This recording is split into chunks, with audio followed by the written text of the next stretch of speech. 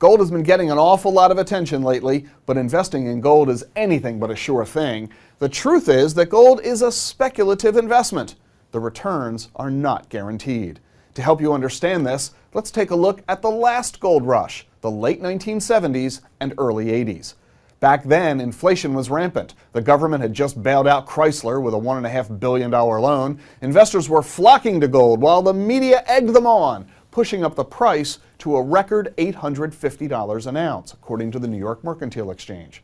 At the time, gold seemed like a can't-miss investment. Sounds like today, doesn't it? But what happened next?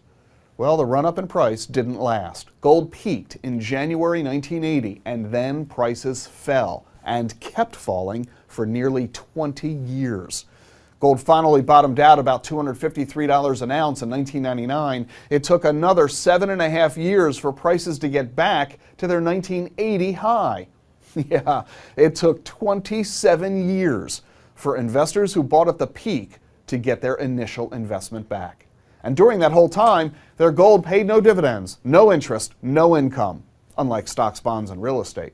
So if you're worried that you're missing out by not investing in gold, you can relax. You might not be missing a thing.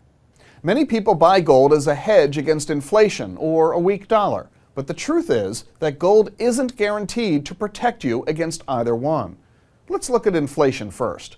Remember the late 70s and early 80s? From 1979 through 84, inflation, as measured by the Consumer Price Index, rose 7.6% per year.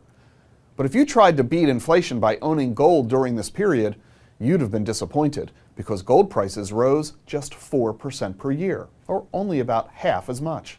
In fact, you would have done much better if you had invested in the stock market.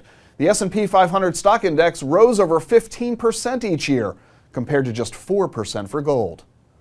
Now, let's look at using gold to protect against a weak dollar. Again, it doesn't work. From 1988 through 92, when Bloomberg says the dollar fell 8%, gold prices fell 29%. The lesson is clear.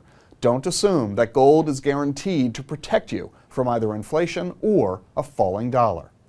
But that doesn't mean that you should never own gold. In fact, gold does belong in a diversified portfolio, just like all asset classes do.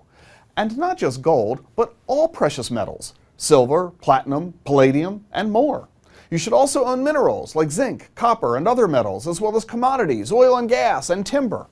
You shouldn't buy these assets because you think they're going to rise in value, but simply because they might, at a time when other assets like stocks, bonds, and real estate don't. So don't try to predict what's coming next. Instead, construct a diversified portfolio.